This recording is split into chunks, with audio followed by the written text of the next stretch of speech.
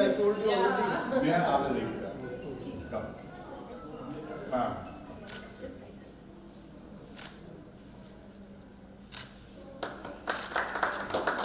Come all the HR people, all the HR faculty are part of it. Dr. Monica, please. No, come.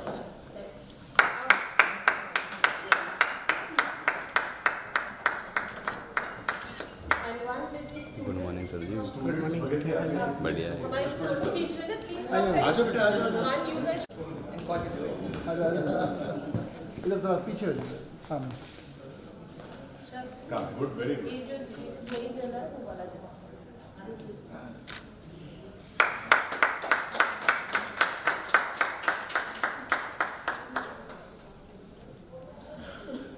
Thank you. Sir मैं हूँ ना photo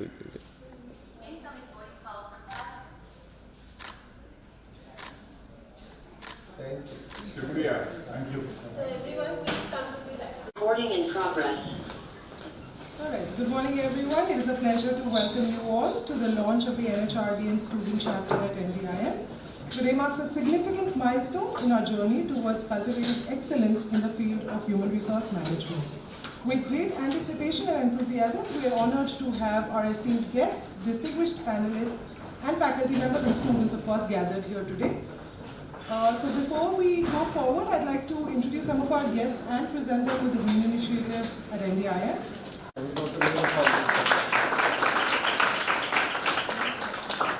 Thank you.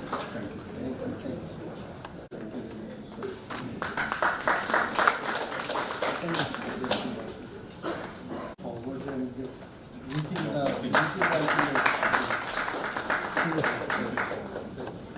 each one of you. It's a privilege to be here for this NHRDN Code of Conduct. Neha, can you call Prem Singh ji this colleague? So, in a very holy month of Ramzan, and tomorrow Navratras will start. So, it's such a privilege to be with all of you. And our National President, Mr. Prem Singh, will be joining us through online Zoom. And for Code of Conduct, I will request all of you to kindly rise and repeat after me.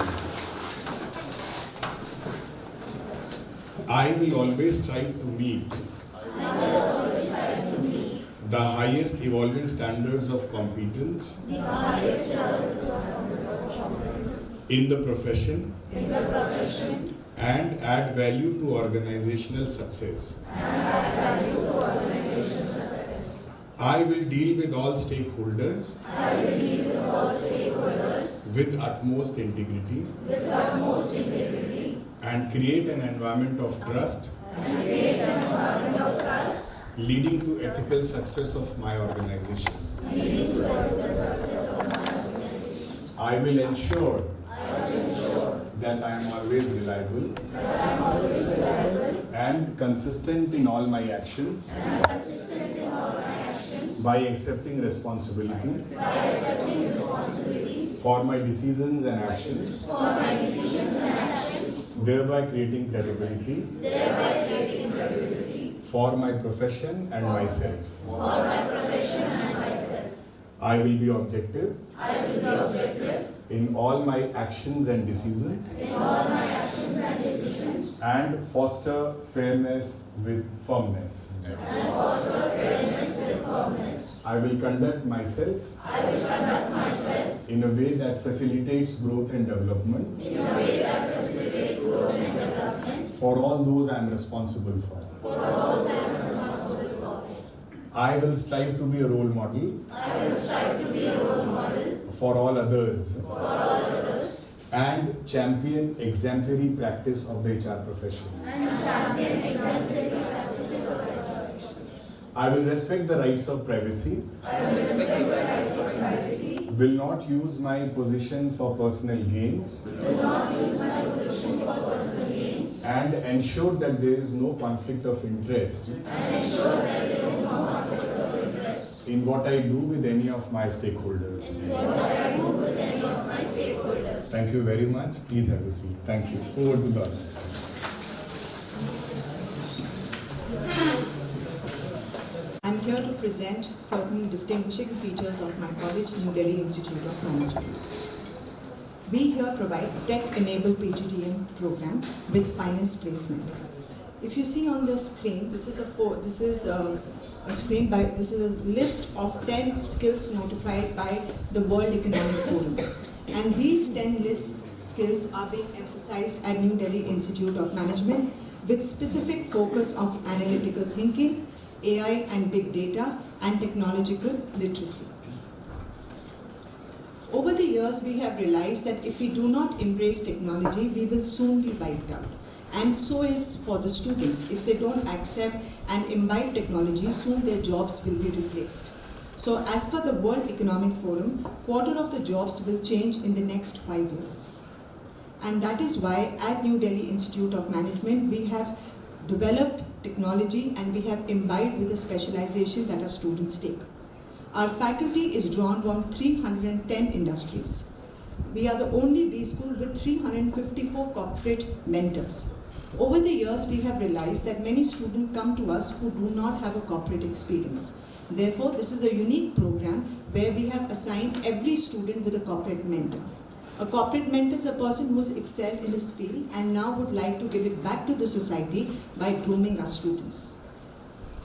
Corporate leaders, 132 participate in curriculum review every year.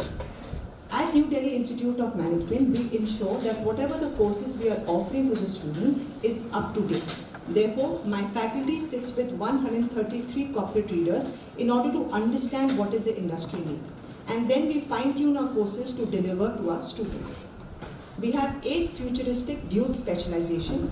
That means our students take 2 specialization in which they put equal number of contact hours. So their chances of getting their dream job actually doubles when they're looking at 2 separate specialization. We have minimum 25% of the teaching done by industry practitioner. This is an extreme USP of my college. For example, if we are going to teach you how to make marketing strategies or HR strategies, we would have someone from the industry, let's say from Hindustan Unilever Limited, coming down and teaching our students how to make these strategies. So the focus of these courses improves quite a lot. This is our corporate mentor interacting with our students. A snapshot of it. We also have a very strong corporate training and executive in this department. We have trained about 2,000 plus professionals, and our client list includes Tata Steel, Indigo, Jindal, Axis Bank, etc., to name a few. As per World Economic Forum, there is going to be a significant shift in the types of skills that are being demanded, thus with a greater emphasis on digital and technical skills. That is why at New Delhi Institute of Management, we are providing our student tech-enabled PGDM program. So whatever specialization they are taking, the technology is being imbibed with the specialization. To speak of human resource management specifically, we have imbibed Tableau, Power BI, and Advanced Excel to view the compensation type.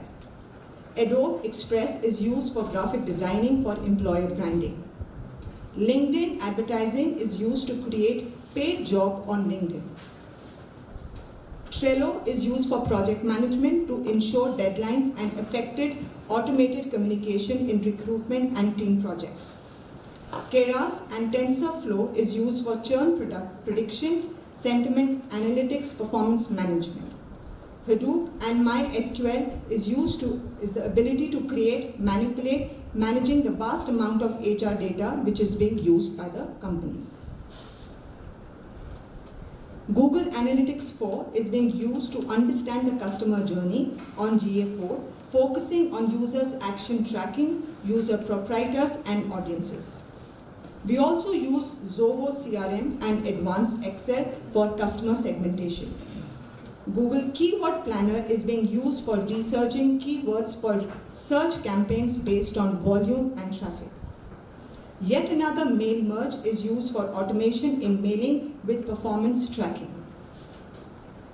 We have Minitab and Six Sigma to ensure continuous improvement in brand building and sales operation.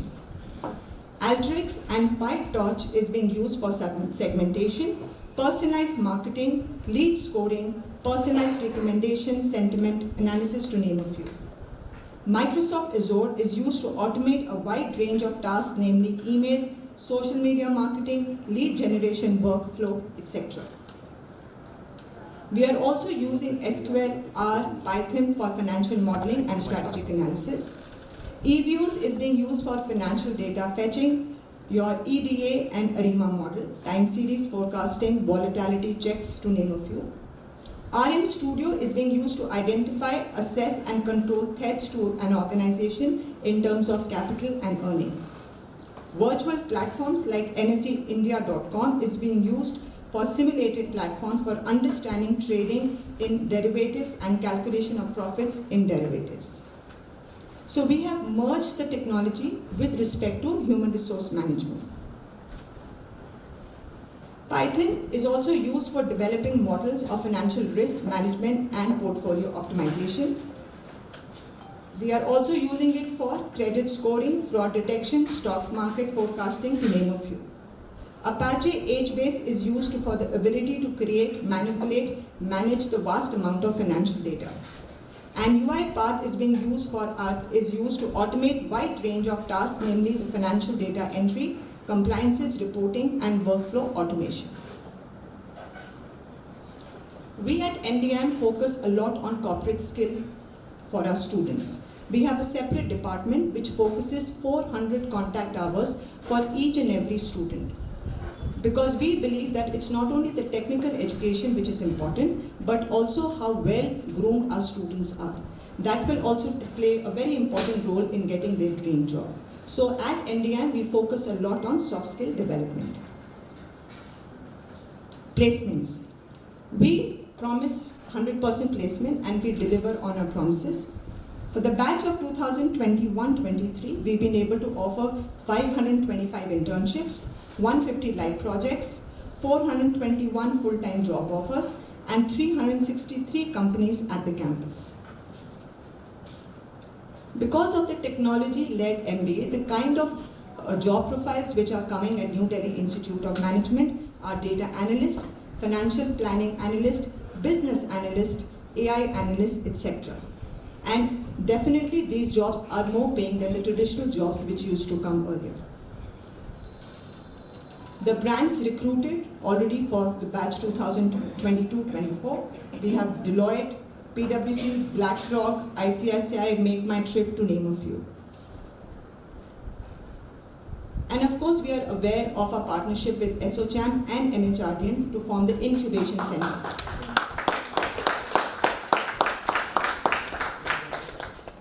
Here we work in the same model as Shark Tank. If any individual have a business idea, they come to us. We help them develop that idea, nurture that idea, and also get funding around the same idea.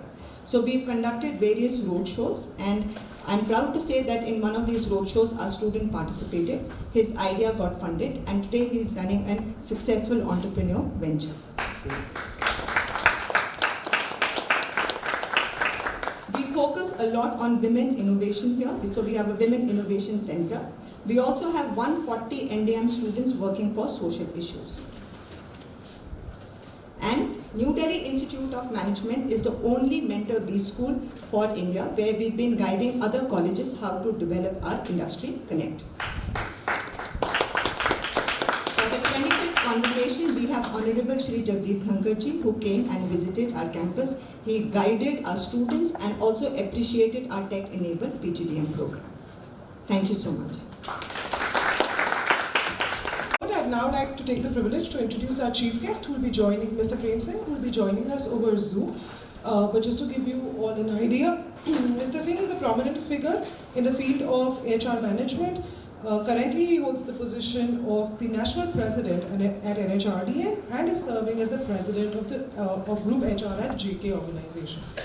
He has a wealth of experience and expertise in HR strategy, organizational development, talent management, and leadership development. He's been instrumental in shaping the HR landscape in India. Prior to his current role, Mr. Singh has been in various leadership positions in reputable organizations like Piramal Enterprise, SR Steel Raymond Limited, etc. He has been significantly contributing to HR practices and policies, and his dedication to driving excellence in human capital management has earned him the recognition of a thought leader in the field. We would now have him here to share his invaluable insights and experiences.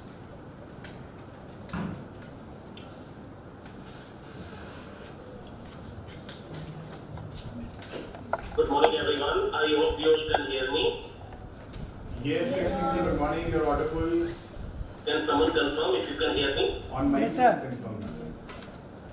Yes, sir, you're audible. Can somebody confirm if you can hear me? You are audible, sir. You're audible, sir. Okay, fine. Thank you. So, a very good morning, everyone.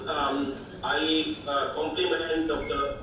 Arun Sahal, his leadership team, Delhi chapter leadership team, Anurag, Renu, Dhananjay Singh, Bhagat Singh, and everyone who have been involved in establishing of this chapter in NDIM campus. So friends, let me just first deal with why this chapter is important and how does it help NDIM. Let's look at a slightly larger campus. Why we are doing this? Let's look at the Indian economy, how Indian economic scenario has been developing. Today, we are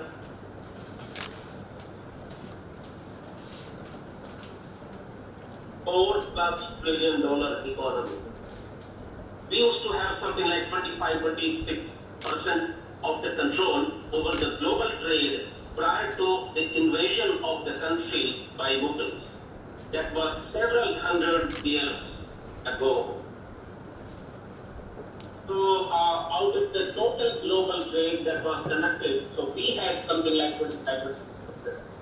After that, the Mughals came, then colonization by Europeans happened, colonization by British happened, and when we got independence, we had something like 1% trade controlled by India. That is where we were. We had gone so low from 25-26% to roughly over 1% when we got independence. We started working on several frontiers: industrialization, urbanization, a lot of work on developing institutions, etc.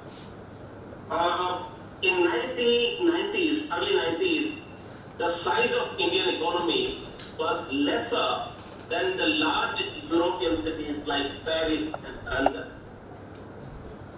Thanks to the liberalization that happened, slowly and slowly we have now been catching up, and today we control something like 2% plus of the total global trade.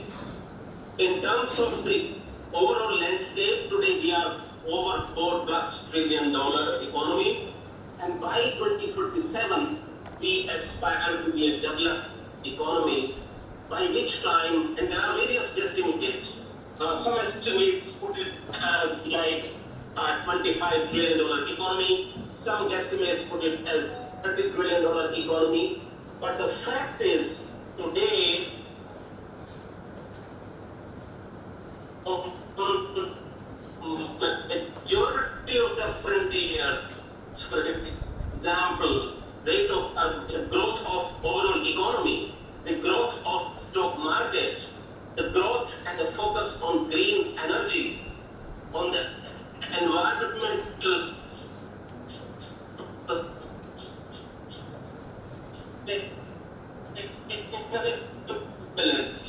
on all of these, India, that today we have 90,000, several hundreds of which are already unicorns.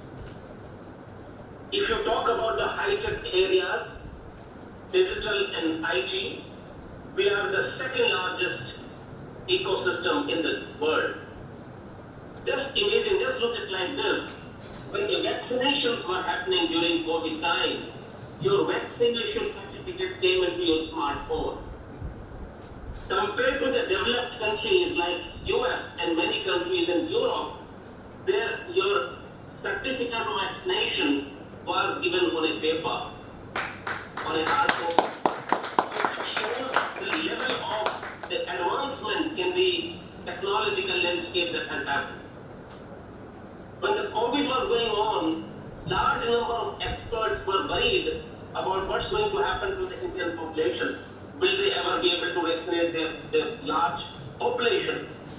And guess what? Within 20 months, we not only vaccinated our entire population, we also supplied vaccines to more than 24 countries globally.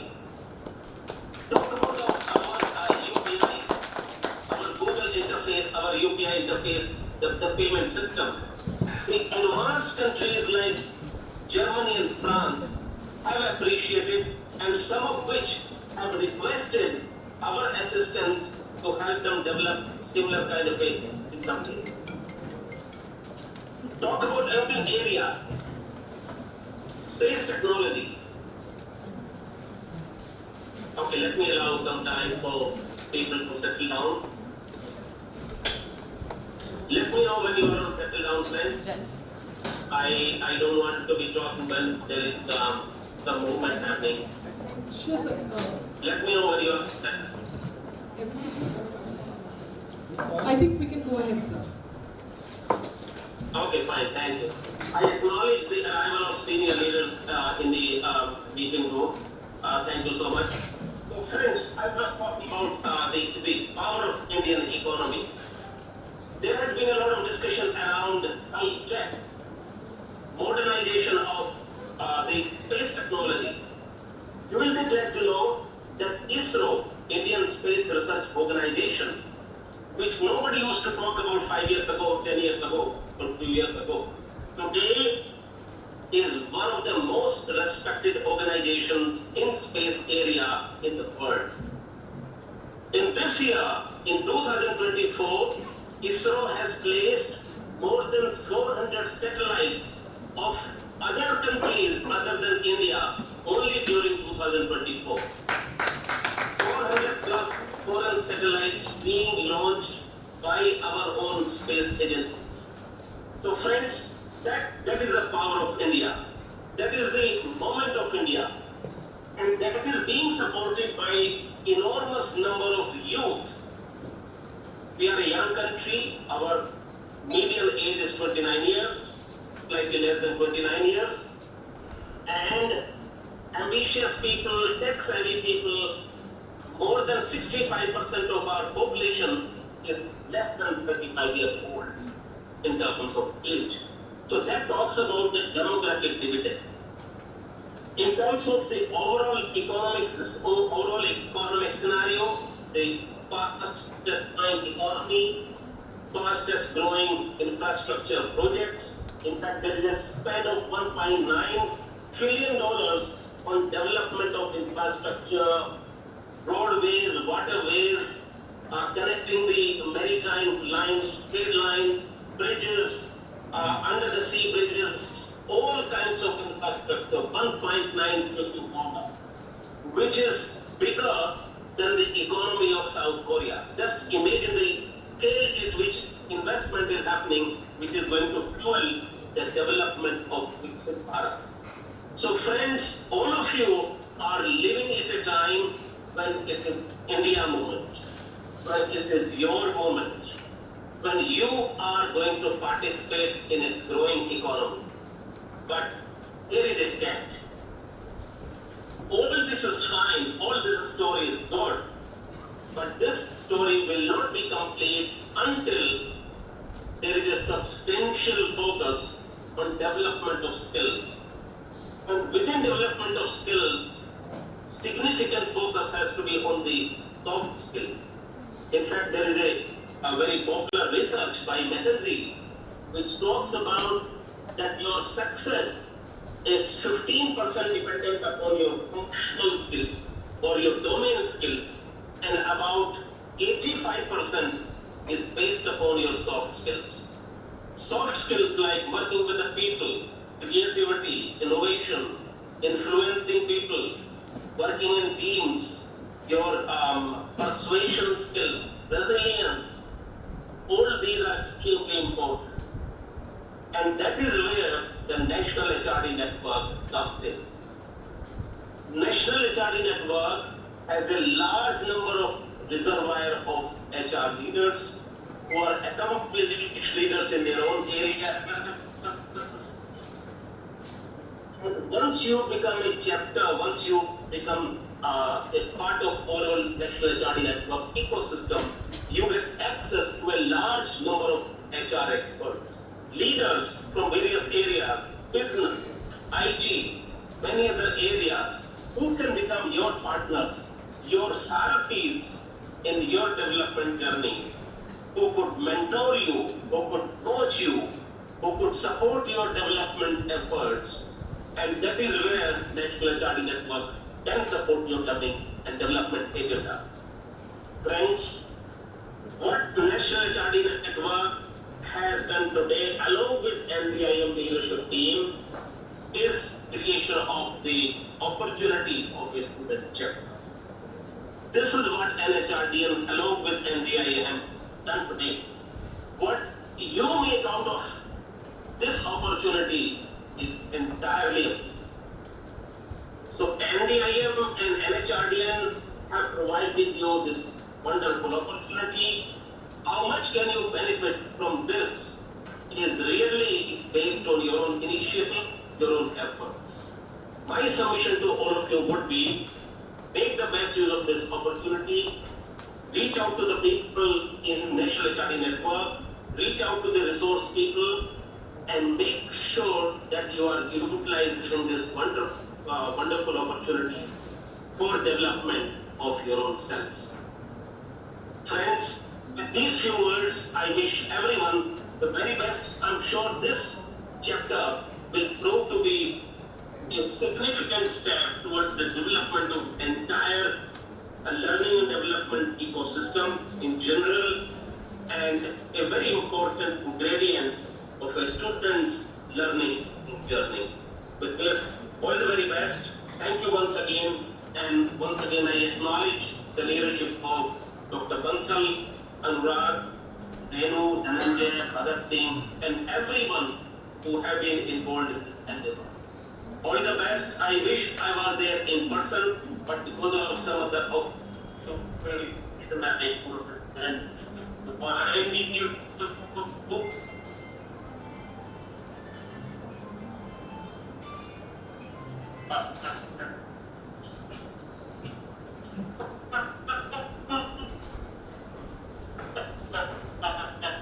hopefully, I hope to be at your campus.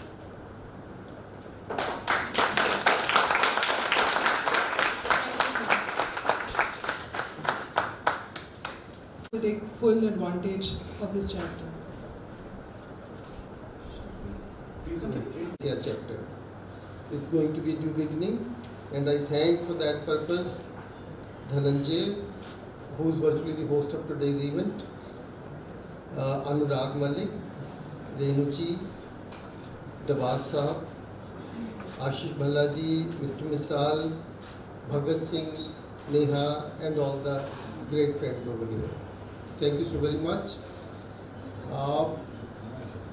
Because of your support, your courtesy, and continuous mentoring to our students, NDIM is really fortunate to have been every year declared as the best industry link college of the country. Now the thing is, how do we proceed next? How do we really take advantage of that? And how does each of the student and our faculty benefit out of it? That's the purpose of today's partnership. And NDIM is lucky and grateful to NHRDN for being the first college in Delhi to be the student chapter of the NHRDN.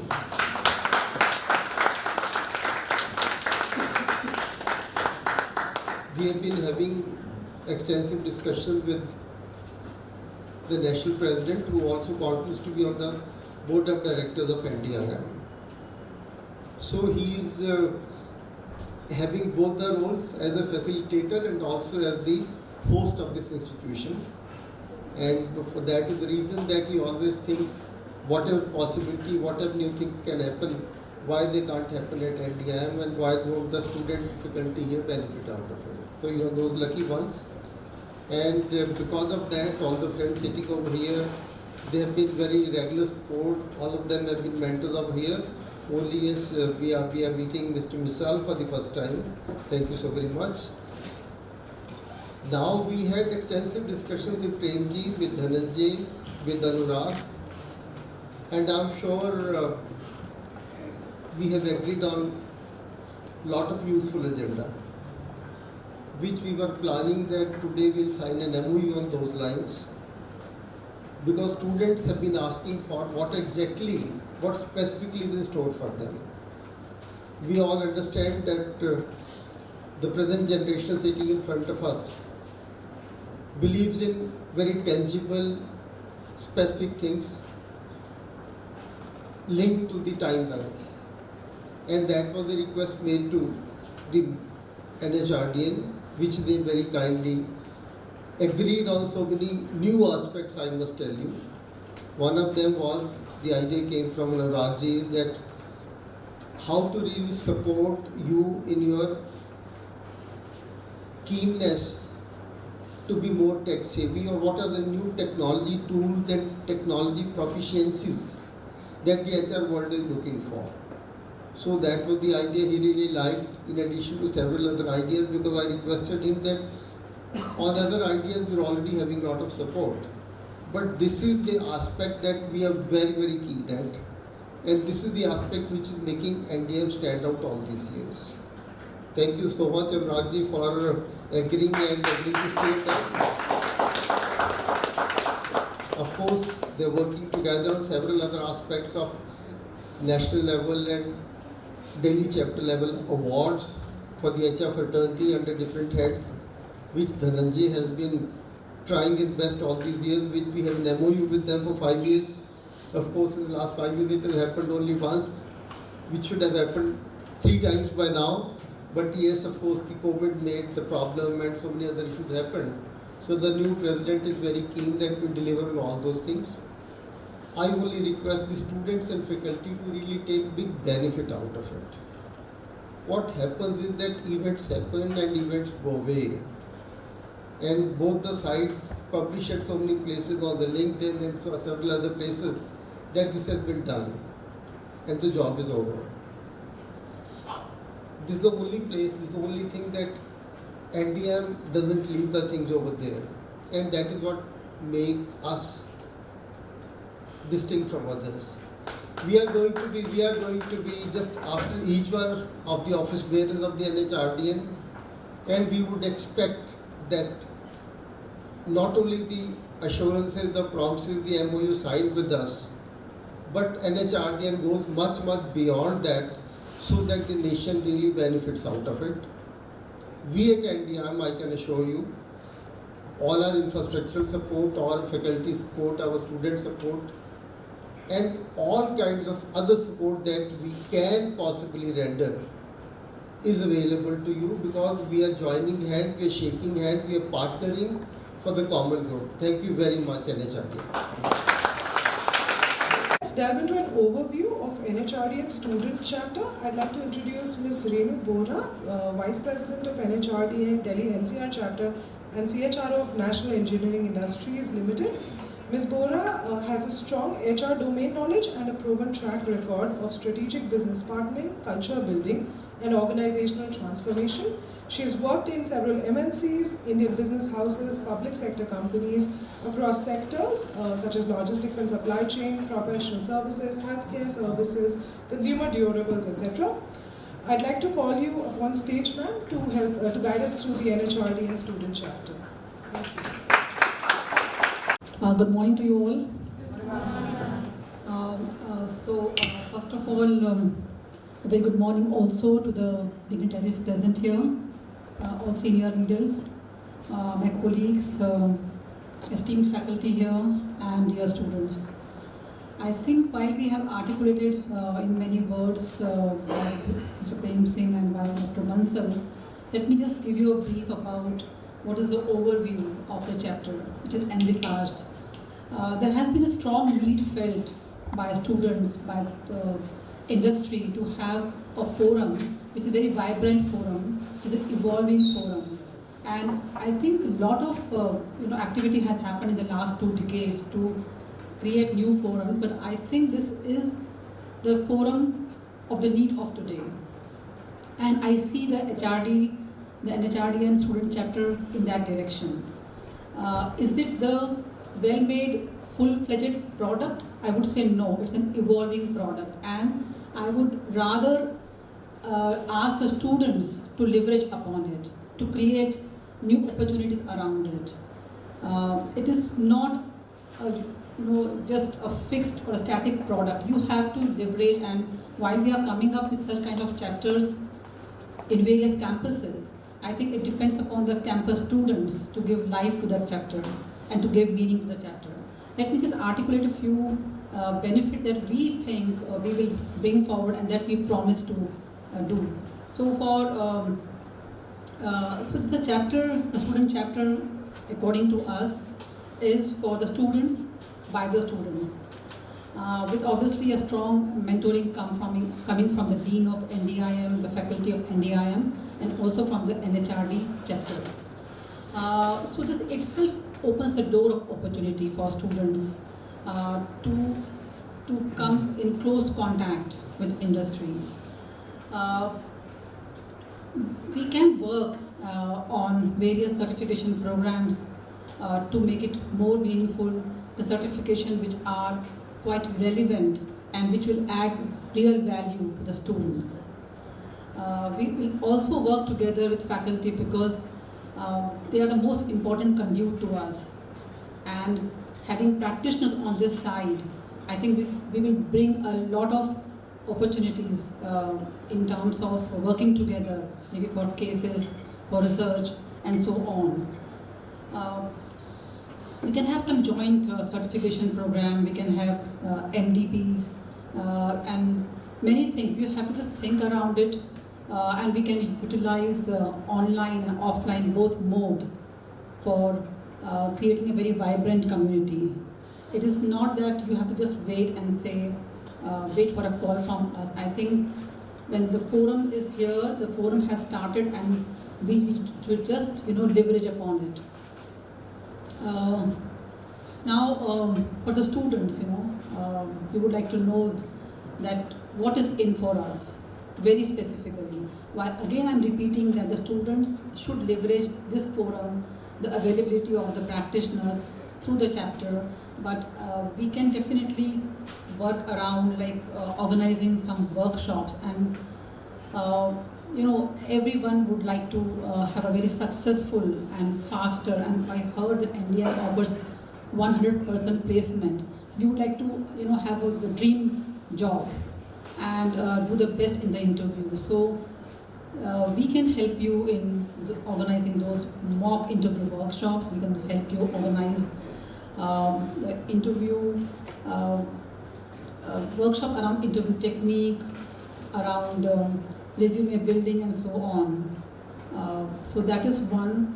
The chapter would organize, the students can organize conferences, leadership conferences where they would have access to practitioners, to meeting the leaders of today, and we would provide, and you have to name them. We would like to bring them forward in those conferences. Somebody who you would like to meet and engage with, offline or online both. Students will have also an access, because NHRD chapter is quite active in various events, so you have access to those events, so you have to come forward and we would engage with you. So these are like some of the thoughts that we have come forward with, and as I said that there are three important aspects here. One is the NHRDN, one is the NDIM faculty and senior leaders, and third is the students. So we all have to work together and make this a success. Thank you so much. Looking forward to this collaboration. Alright, so next I'd like to introduce Mr. Anurag Malik. He is the president of NHRDN Delhi-NCR chapter, a partner, and an EMEIA leader. HR Management Services at EY. He holds a 20-plus-year experience and has advised more than 300 organizations across India, US, Europe, Middle East, Southeast Asia, etc. Additionally, he enjoys incubating, mentoring, and supporting HR technology startups. So I'd like to invite you, sir, to provide us an overview about the NHRD and NDIM student chapter. To be here. I must confess and share, the first time I actually came to NDIM was 3 weeks back, sir. And I must tell you, I was so impressed. And even today, when we started the event, and ma'am started by talking about the WAF future job study. I was so impressed. You know, I'm a consultant, and when I go to organizations, I use this study to try and convince some of the largest organizations globally about the need to skill, upskill, reskill. And hearing about it in the introduction of an institute, I think it's so inspiring. Just shows the future thinking, the mindset that your founders, your faculty carries.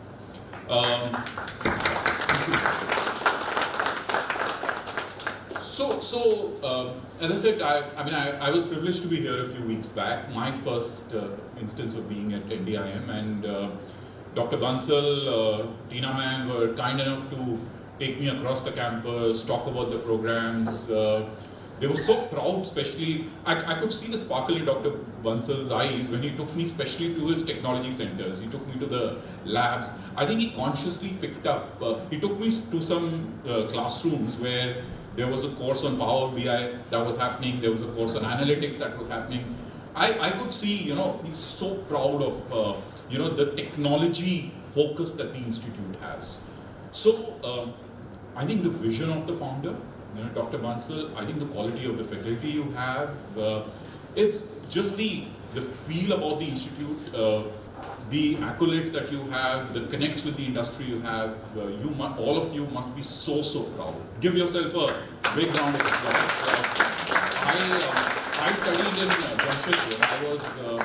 I studied in XLRI Jamshedpur many years back, and I fully understand, the difference of being an institute located in the heart of Delhi and the access that you get vis-a-vis being in a place like Jamshedpur, which is a great Tata city, but just access to industry, access to academia is so difficult. So great hearing about all the accolades. I think the focus, the vision. I think a lot has been said about NHRDN, a lot has been said about the chapter. Maybe I'll not take too much of time. Maybe let me tell you about my story and NHRDN. It'll give you another lens about NHRDN. So I've been working in the industry for 25 years. Most of those years have been with EY. EY, as you know, is a large consulting firm. I travel at least 2 weeks a month, if not more. I play a good global role also. And a few months back, when NHRDN invited me to take over the role of the president for the Delhi chapter, I went and asked my wife, can I take over this role? And she said, Anurag, you're mad. You're being absolutely mad. You have no time for family. You're running around. Why now another role where, NHRDN is such a reputed body, you'll have to give your personal best and personal time. I said, Richa, hand on the heart, I really relate to the vision of NHRDN. Okay, and what's the vision? Maybe Prem Singh ji spoke about it, but let me allude to that. I'll talk about it once again, because I think it matters as we embark on this journey. The vision is about the focus on capability development, right? The vision is about networking, and networking not only socially getting people together, but networking to generate knowledge, networking to generate partnerships, networking enabling students to network with the industry, enabling different kind of leaders to network among themselves. The vision is about giving back. The vision is about contributing back to the fraternity. A lot is being spoken about HR, but mind you, NHRDN is not only about HR. NHRDN is about capability development for all professionals, all functional areas, ensuring, as Prem Singh ji spoke about the fact that research says 85% is about interpersonal, behavioral, leadership, mindset, digital aligned capability that you have. So it's working with leaders, with students, with middle management, with senior leaders on their capability development, focusing on that 85%. So I told Richa, I feel I'm at that stage in life after 25 years of experience where I want to give back whatever little bit I can, and I thought NHRDN is a great platform for me to do that. Now the reason I'm saying this, telling you this story is, as I was sitting there and I walked up here and now I look at this room full with students, with faculty members, I feel so good, even if I as NHRDN can contribute 1% to your capability building, to making you a little more industry ready, to giving you just 1% more opportunities. I think that's the vision, and that's what we want to do. So that's my lens. What's your lens? And I think Renu so beautifully spoke about it. I'll end up saying the same thing. Sorry Renu for maybe ending up reiterating. But that's my lens. If I was sitting there about your lens, about students and faculty, I thought, what would they be thinking? And I said they'd be thinking, some of you in second year, maybe some of you in the first year. Okay, I broadly get what the student chapter is, but can it really give me a little extra from a capability, a skill building point of view? I have fantastic faculty in the college. I have great mentors. I have so many people visiting. Can this chapter give me a little delta, right? Maybe get more functional leaders. Dr. Bansal and I spoke about specific focus on technology as an area. Can it give me a little more? I understand that's a valid question you'd be thinking. Maybe some of you are thinking that, especially the second years, that I'm looking for jobs. Some of you might have already got jobs. What more opportunities can it give me to connect with the industry, expose me to a wider variety of corporates? Fair enough, that's a fair point. Number three, some of you, especially faculty members, some of you others may be thinking, can it really catalyze a little more research? Dr. Bansal and I have discussed this idea, and he alluded to it, that can we really help the institute focus a little more on really distinguishing yourselves as a technology leader? HR technology, but technology leader across some of your other domains also. So maybe some of those are thoughts that are going through your mind. And I won't promise a lot, because at least I don't believe in promising and not delivering. Let's try and pick on one or two of these ideas and work through as a chapter. And I think that's what we'll do as a chapter. Renu spoke about the fact that this chapter is by the students for the students. So our role is to get the opportunities on your table. Hopefully there will be a student council that will get constituted. We're hoping that the council will also have some faculty members available as guides. What we'll encourage that student council is to think what is valuable for you. Given all that you already have, what is the 1% more that could be valuable from this partnership? Let us know what is that. Because rather than us coming in trying to do more of what you're already doing, let's see if we can. I keep focusing on that 1% because I really believe in the power of the multiplication that a 1% new opportunity can have.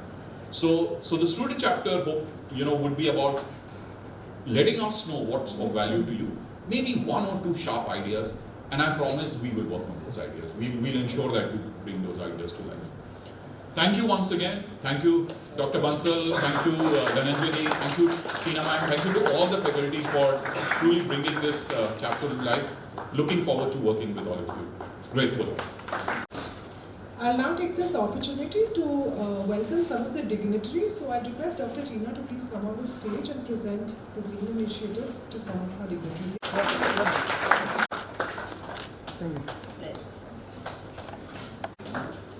We welcome you, sir.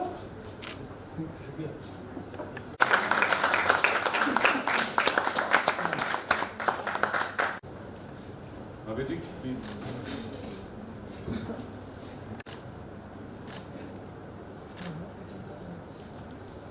Mine's already. Not in the bus.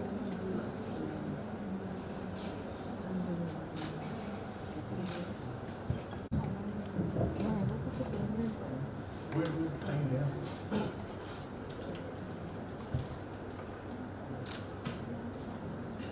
Ashley's. You are understanding what Sanjay is doing. This is another trait, another skill you all need to learn.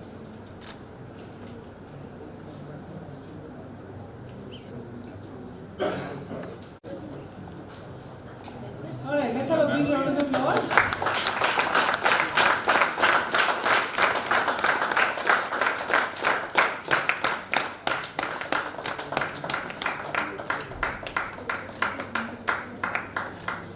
Thank you. Our esteemed panelists, to all of those present here.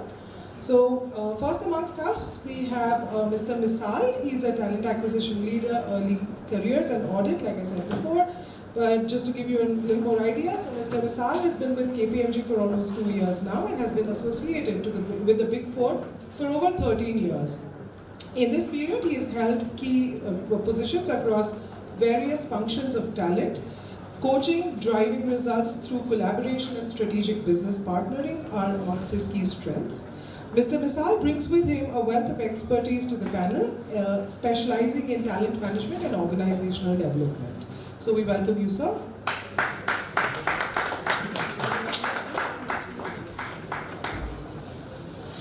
All right, our next, Bhalla, he is the Director, HR and Head of Campus Relations at HCL Tech.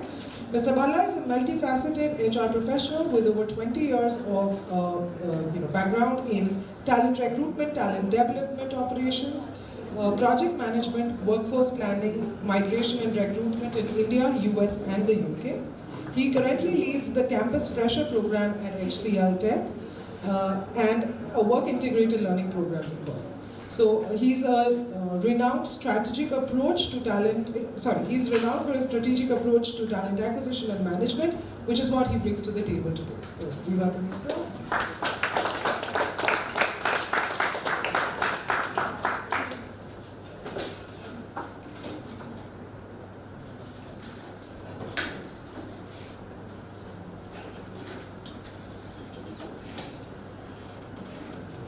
Our third panelist is Ms. Renu Bora. She brings her extensive experience in HR leadership roles, coupled with her passion for talent development, which makes her a valuable addition to our panel.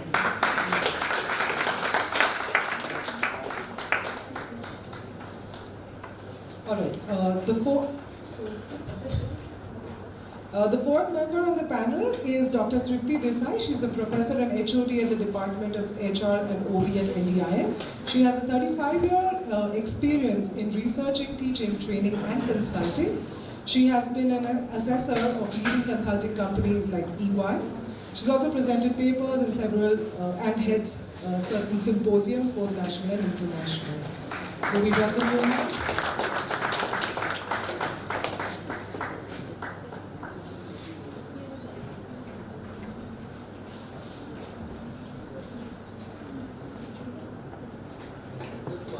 Let us welcome some friends from Mongolian embassy. They have come here.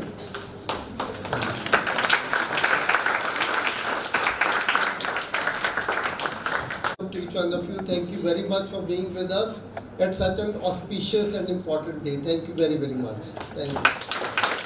Of course, to everybody here, I welcome you all again. So in this very fast-paced, fast-changing, dynamic, socio-political, economic scenario that we are here today in this world of business, it becomes imperative, actually essential, to talk about the new roles that management graduates are going to face. And it's a very strange thing, but when I was a mere research associate in IIM Ahmedabad many, many moons ago, I started with exactly this, and that is the changing roles of recruiting organizations and in additional changing expectations of management graduates and what they expect from the industry. And today we've come full circle for the time being of again the changing expectations or what are the changing expectations from industry. NHRDN and NDIM are important players in this space. And thus we have collaborated to get experienced professionals to tell us what they want. After all, our students are going to the business world to increase your bottom line, and who best to ask what are the new expectations that you have from our management students. We're very lucky that we've got this wide-ranging panel who are representing 3 different industries: consulting, manufacturing, and technology, to tell us what is really happening. And I'm going to start right from the top with the new kid on the block, artificial intelligence, yeah, which is going to grow and is staying here to grow. Let's see how long it's going to take to be an adult, but with its explosion from 2023, 2022 to 23 and today, we need to see where it is that it's going to affect industry, and thus, what is it that you're looking for from our students? In the first place, has it changed for you really? We all think it has. Has it changed equally for all these industries? Yeah? So we'll start with you, not because ladies first, but because you're on my right. We go like this and then we come back.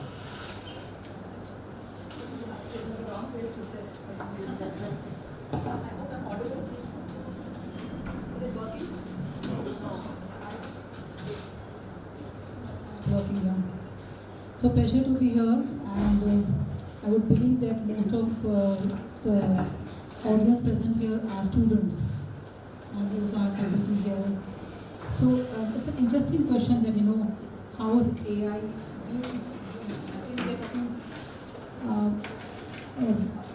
A lot of forums have talked about very provocative things around AI, and I'm not going to enter into that because I think we have accepted that AI with humans, or rather humans with AI, and humans and AI will replace humans.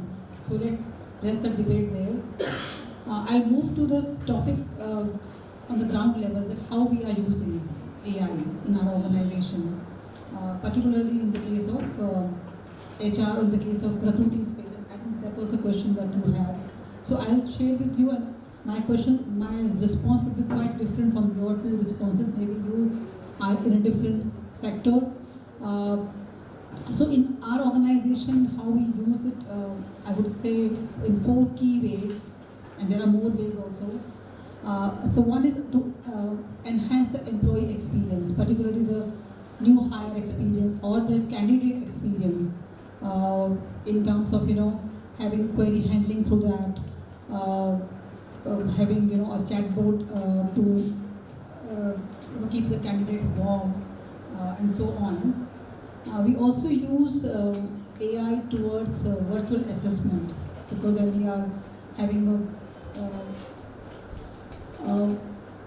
not only like in the case of organization who hire employees who can work remotely, we are not the organization like that, but we have a strategy of hiring that we would like to hire from across the sector and across geography.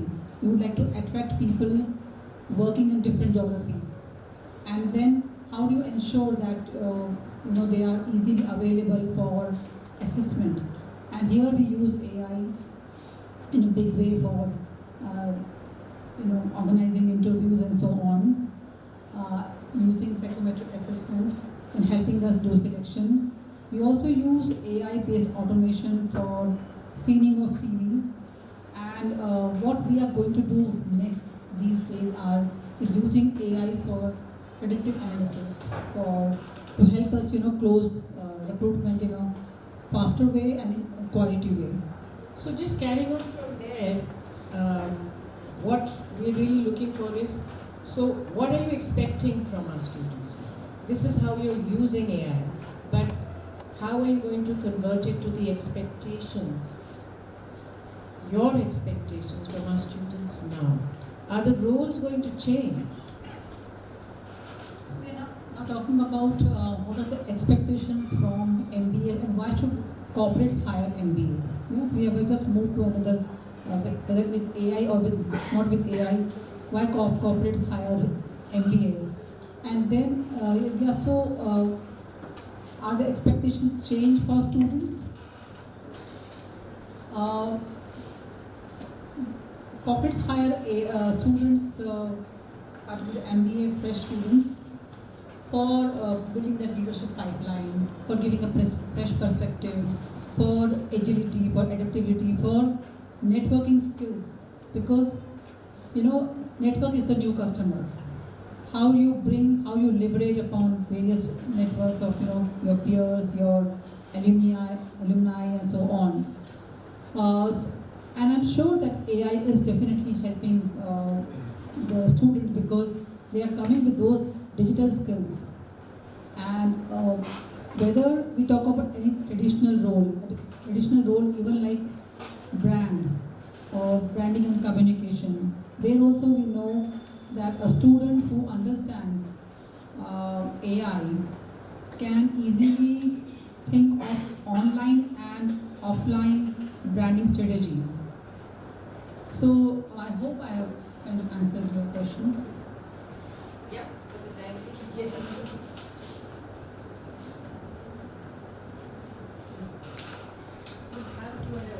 Yes, we'll have a Q&A right at the end. So, the little bit I saw, because you all are different, Mr. Misal and Ms. Bora have been changing organizations, but I think you've been almost a lifer. And I don't know how to take that. Maybe no other company offered me. I wouldn't say that. I think the company is lucky that you decided to stay, because in today's day and world, and we'll come to that later, nobody stays. Okay. So first of all, congratulations to NDIM and NHRDN for this launch of student chapter. I think it's very important because it's always been industry, and I think what we don't realize that at the end, these students are going to make the industry. Right, so this is the future of that industry. Now AI and the expectations. So it has been evolving. The expectations have been evolving all these years. With this technology intervention coming in, AI coming in, it is moving faster than anybody expected, and that is where the expectation from student has also changed a lot. So students, if we see, they have done their initial schooling, their education, their graduation and MBA, they are used to that classroom environment. There's a teacher, there is a professor, there's a library and all those. There's an environment, ecosystem which will talk only about education and specific subjects. But when they move into organization, that is the shift that happens. And that shift is not just the space or ecosystem, it's about the mindset. Now how they adapt to that change, and they adapt to that change really fast, that's important. Right, so we hire a lot of fresher. I hire 1,000+ MBAs every year, right? So we see the transition that is required. While a lot of students are able to catch up with it, but a lot they have a struggle in their initial days. And it is not because they have capability problem. It is just they never been thought on that way, or the mindset has not evolved. That okay, I'm going to a corporate. They just think that okay, we got a job, we go and do a transaction. It is much beyond transaction. No one hires MBA for a transaction anymore. MBA roles are really evolving roles. Those are decision-making roles, strategic roles. So, do they get that level of learning during their college days, right? So like live projects, right? I have mentees from your college, so I have 5 with me. Somebody sitting one face I can recognize there. Yeah. So I think those interventions really give that catch up with the speed, right? That okay, what is going to happen? So they get that flavor that what is corporate, right? So I think that expectation in terms of their adaptability, their flexibility, how fast they learn, right? And their vision, right? When we started our career, we thought it very differently. Now this is Gen Z.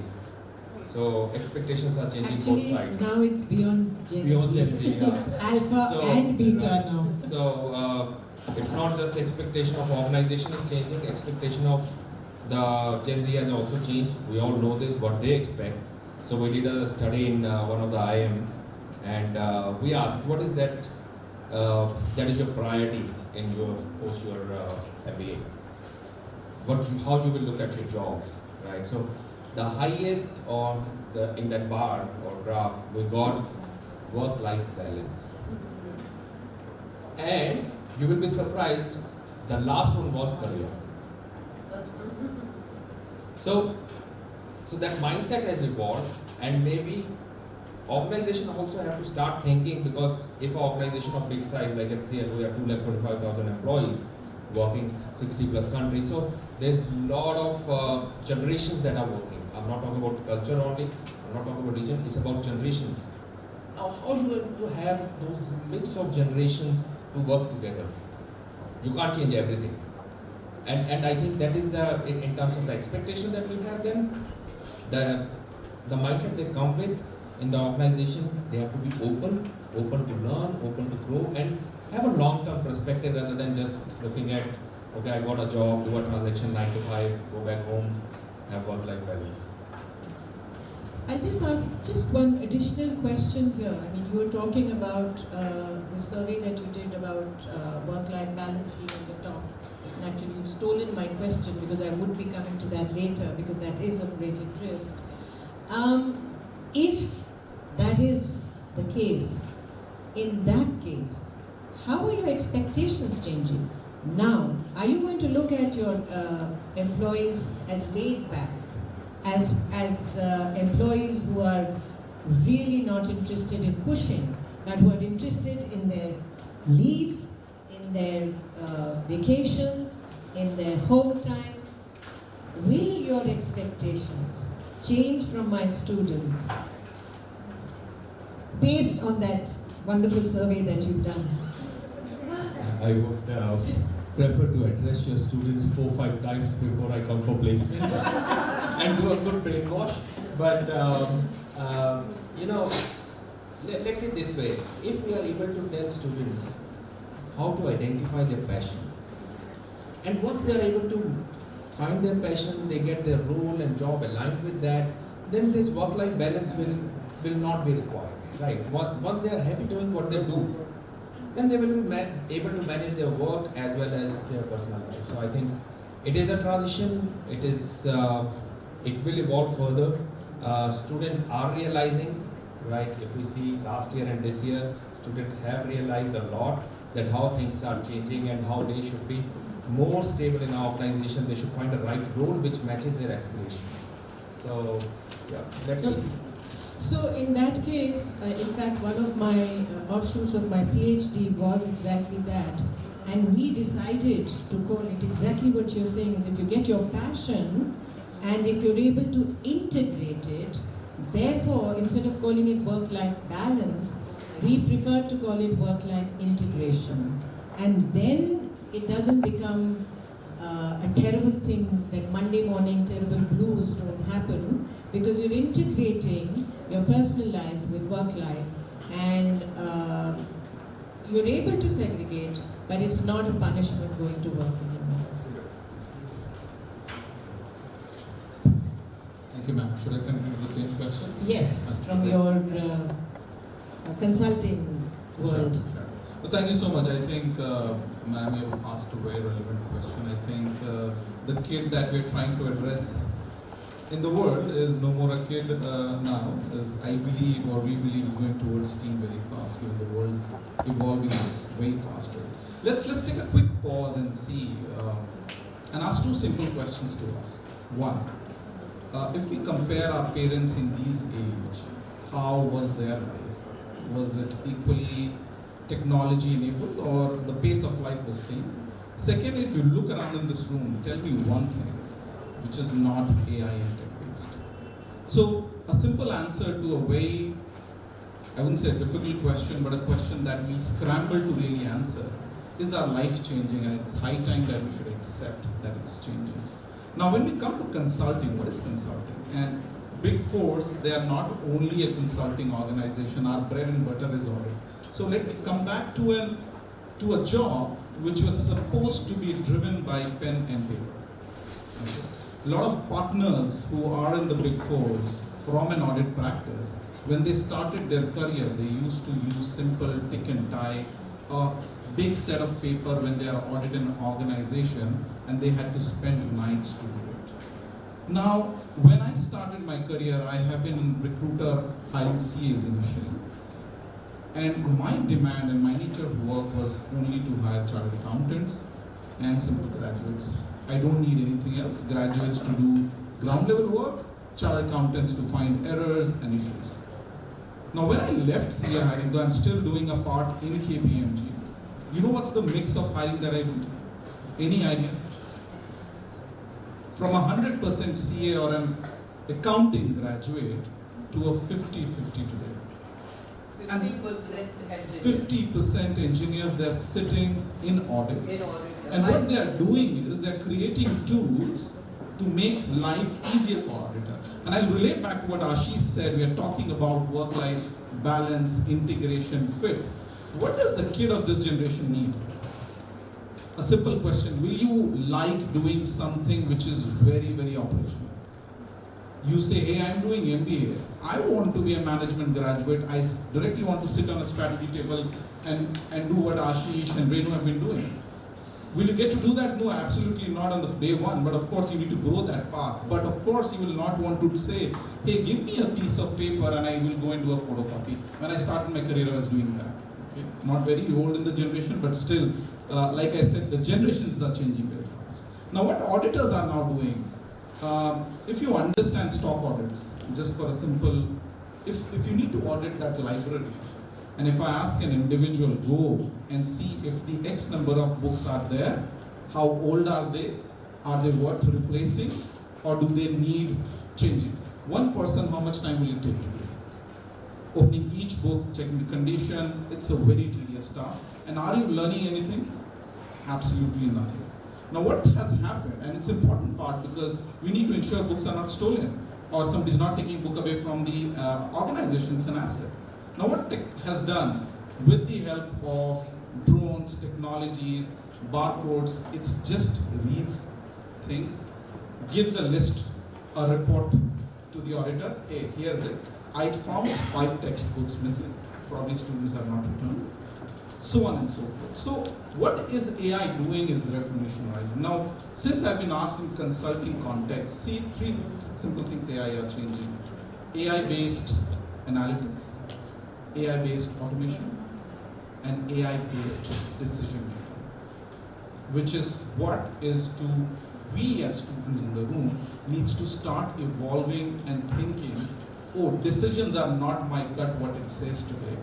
I need to see AI-based analytics, what is it saying, and then take a decision. So you need to become smarter day by day. Now what do we need from this group is not simple MBA graduates, but people who have a growth mindset. People who are adaptable to change and can evolve over a period of time. And last but not the least, should have readiness to use technology. If you are wary of technology, trust me, this is not a place to go. I'll quote one thing before I pass it back to ma'am. I don't know how many engineers background in this room, but there's a law which says that the power of computing doubles every year. Okay? And it's been said that with AI, it will surpass human mind by 2050. Okay? It's been said. I believe personally it can happen much before that with the pace that we are growing.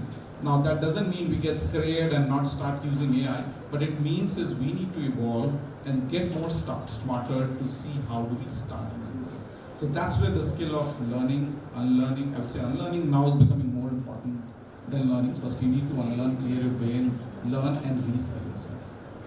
Ma'am, back to you. Yeah, sure. Just add on the topic of that survey that we did with students who said that for the work-life balance was the top and career was at the bottom. So I don't understand fully the question asked in the survey.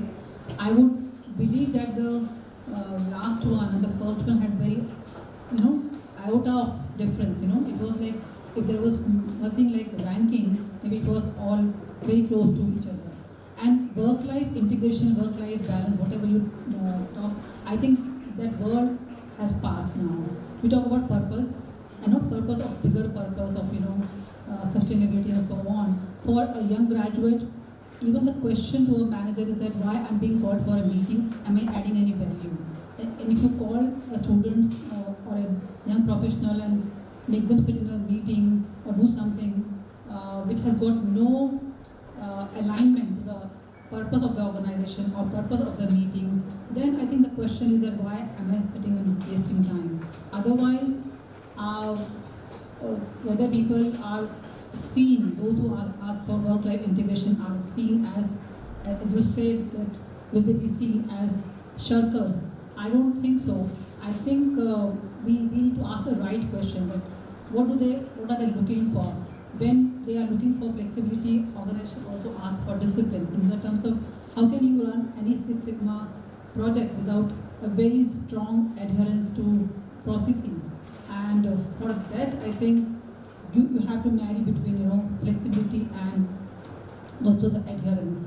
And I think we are in a very challenging times, and we are also evolving. Okay, so just as a corollary to what we've been talking about, have the KSAs then changed for the students, the knowledge, skills and attitudes? Have they changed? Had your expectations of this, three-letter abbreviation that we talk about, have they changed for you in different industries? And then we'll go on to the next question. I think yes, it has kind of evolved. We still hire people for traditional roles, and we also hire them for futuristic roles.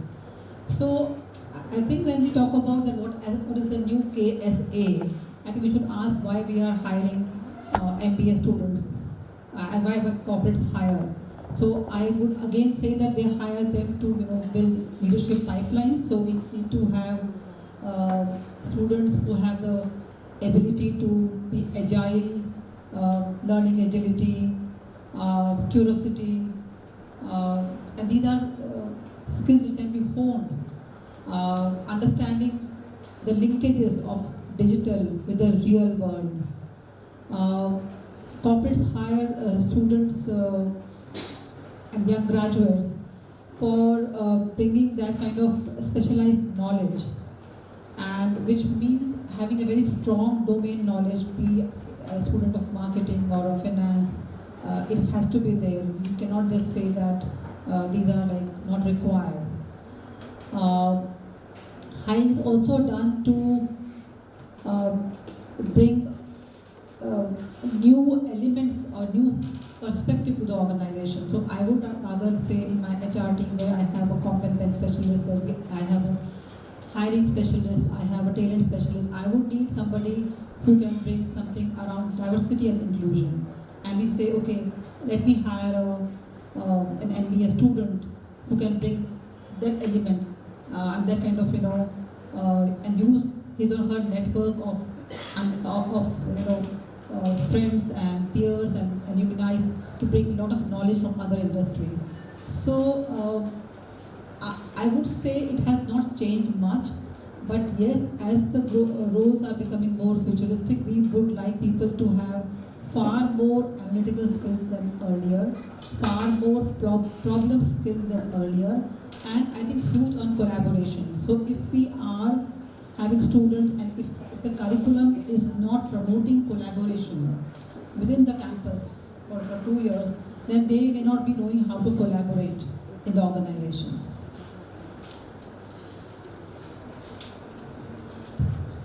So the question is how our expectation at the time of hiring is? Yeah, KSAs, have they changed for your...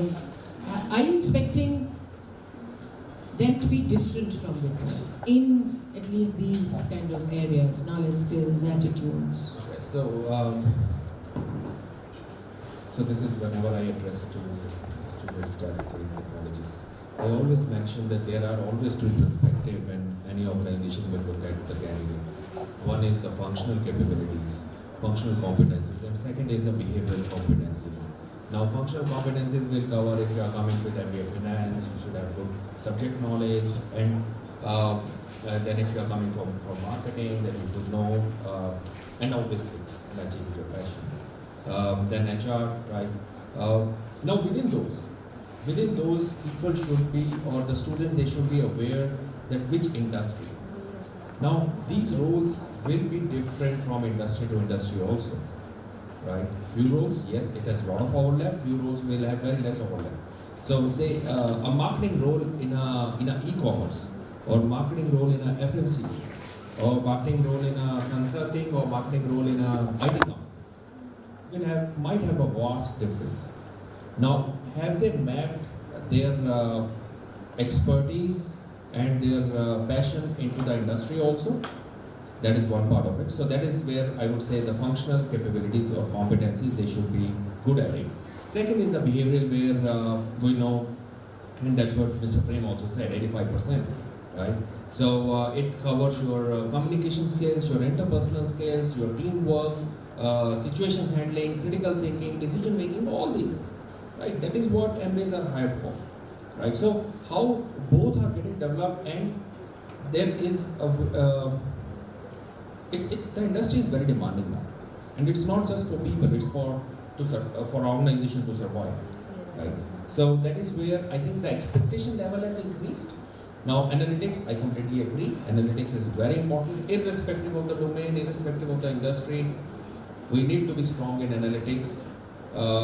We should be able to put our point of view. We should be able to articulate our point of view, right? When you're sitting in a team meeting, you should have a point of view, right? So all these things I think have evolved basis the fast changing environment or the ecosystem we have now. So that's how expectation have been done.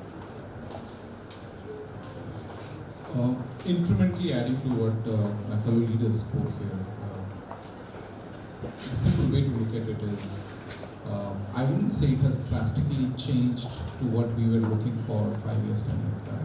But the right answer is yes, it is evolving. Evolving every year.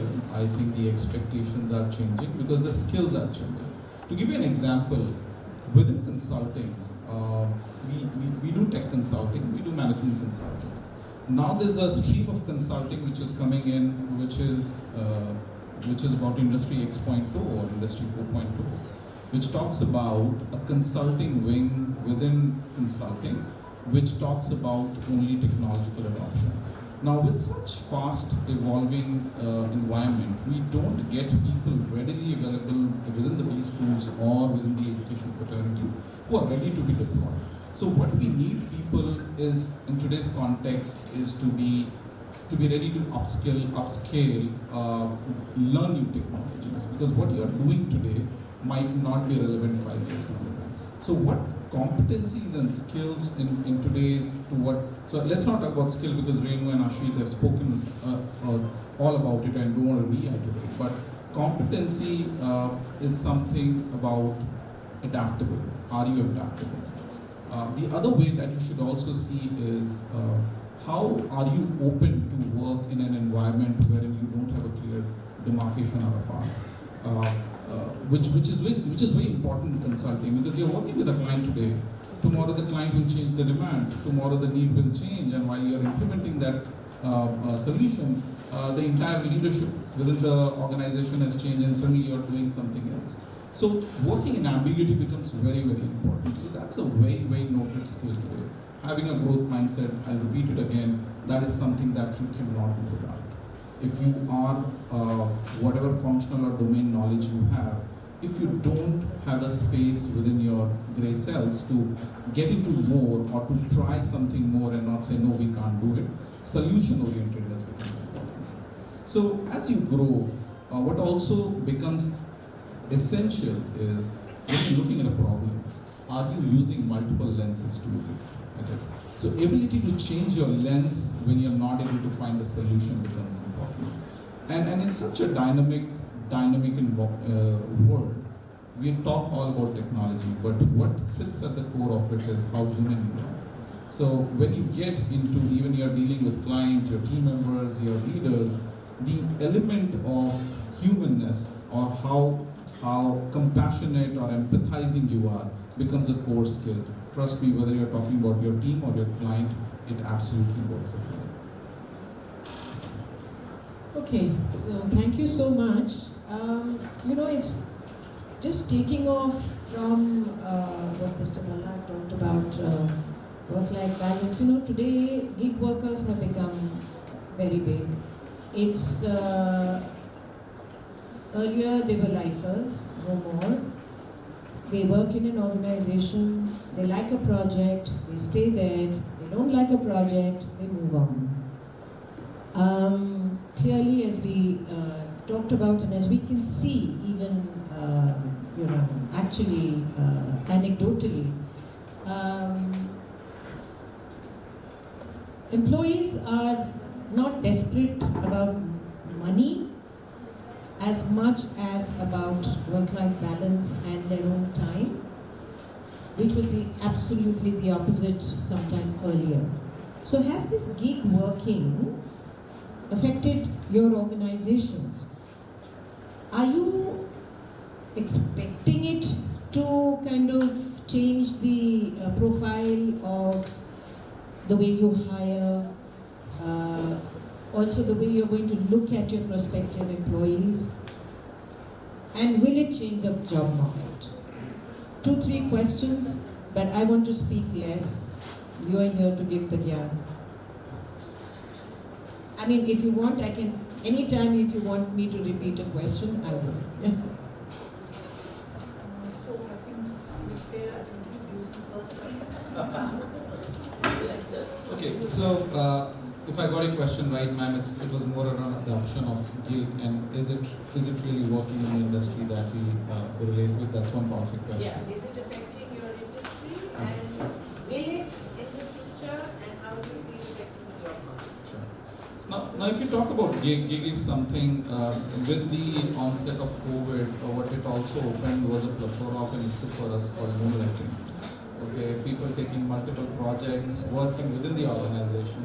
So moonlighting became a problem. So I'm not sure if kids in this room would know what moonlighting is. Essentially working with 4 other organizations while getting salary from all 4 and delivering project you're sitting at house working for 18 hours. Now, the concept of gig gave birth to an extent moonlighting. But as far as organizations employ freelancers and contractors, it works well. Now it works great in tech scenario. We haven't seen too much of success of gig coming in management consulting to an extent. At least in the big 4s we have tried it. It worked certain pockets, it hasn't worked certain pockets, maybe we have to make certain tweaks. Organizations are getting a little more conservative about their own teams. So flexibility to work, take projects outside, speaking more or lesser. But I think with the evolving world, the nature of it is going to change, because there's so much of skills coming in market. It's going to be impossible for an organization to house all of it within themselves. And as we grow and as we evolve, I think it will become important to see how we use crowd. It's all about crowd. These C words, cloud, the way it evolves and let you deliver will be far more efficient. So if you talk about my belief, this is personally my belief, I wouldn't want to quote my organization, but gig is going to be the future way. But yes, adoption of it is going to be in the light of governance. It is bringing a lot of risk to a lot of organizations, and how do we mitigate that and work towards it will be a possible solution. I think completely agree. Work from home. If I go a few years back, it was luxury. Today, everybody believes it's a right.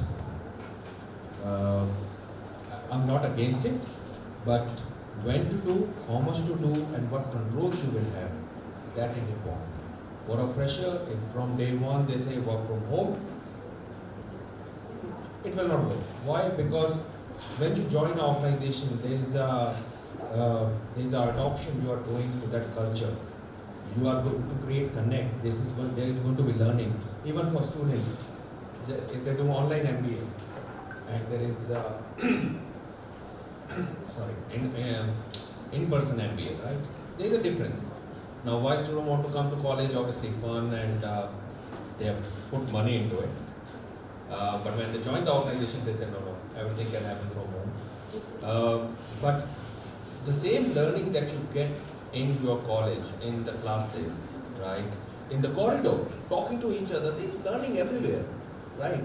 Even if you are not discussing about your classroom topics, still it is developing your interpersonal skills, right? Your communication skills, your listening skills, how you react to different people at different times. So all that gets developed, and this is important to continue when you join the organization. So that's why it is important for early days to be in office, to get to that culture, to learn, and then you start settling down, okay, how much you can do as a flexi working, right? Organizations are supportive of this, because obviously it's benefit to the organization also.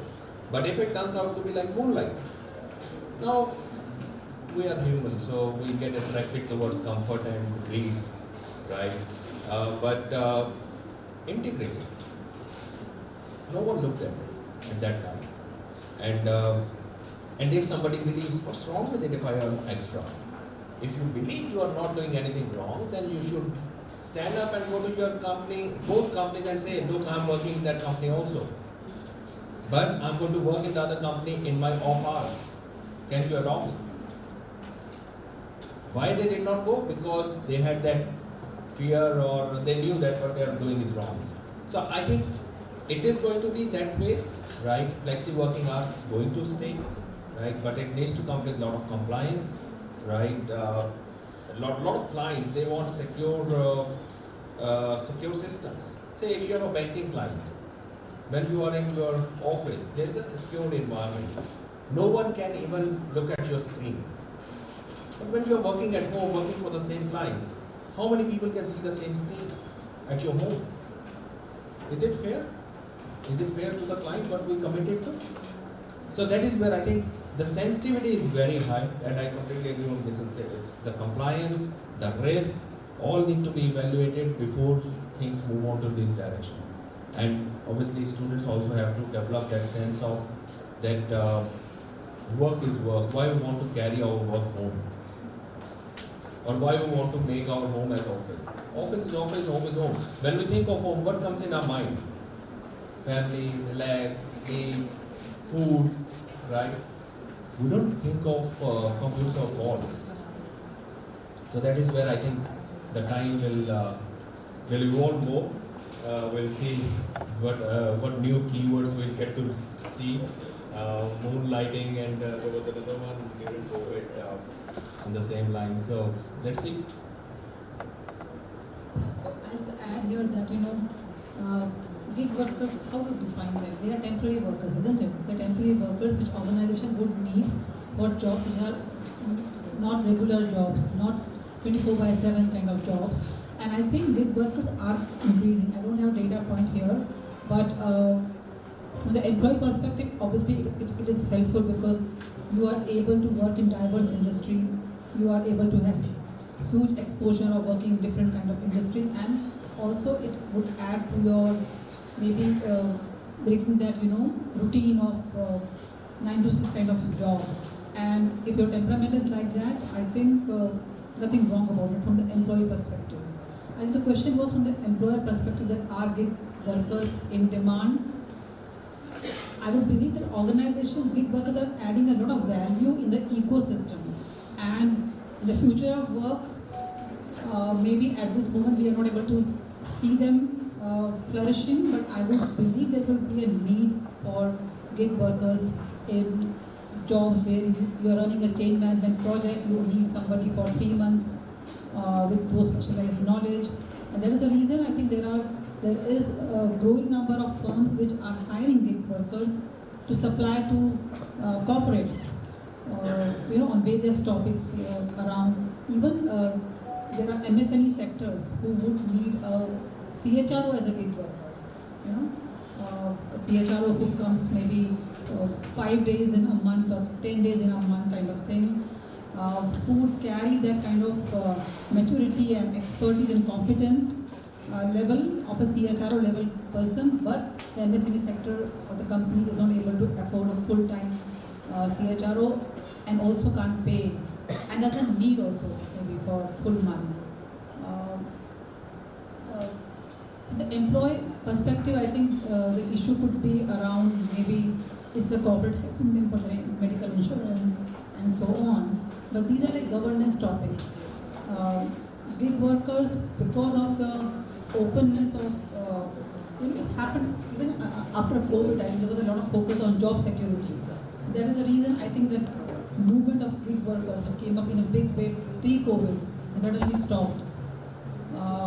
But I think that they would provide a good ecosystem to the corporates. So, one very last short question. You know, McKinsey talked of the war for talent long back, and I think the war for talent is still going on. Is talent changing?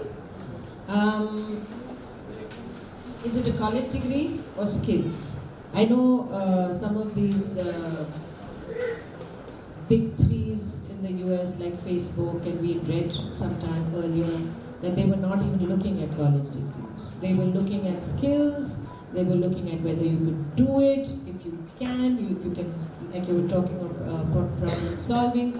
If you can solve a problem, you're in. If you can solve problems, you're in.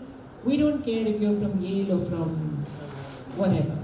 So, are we going the same way? What are you looking for from students? When you're interviewing them, when you are talking to them, are you just focusing on skills? Are you just focusing on college degrees? Are you looking at, education is? We'd like to know where is the industry focus of these three industries that you're representing? And is there still a war for talent? We can start from there. Maybe we can start from. We should give it up.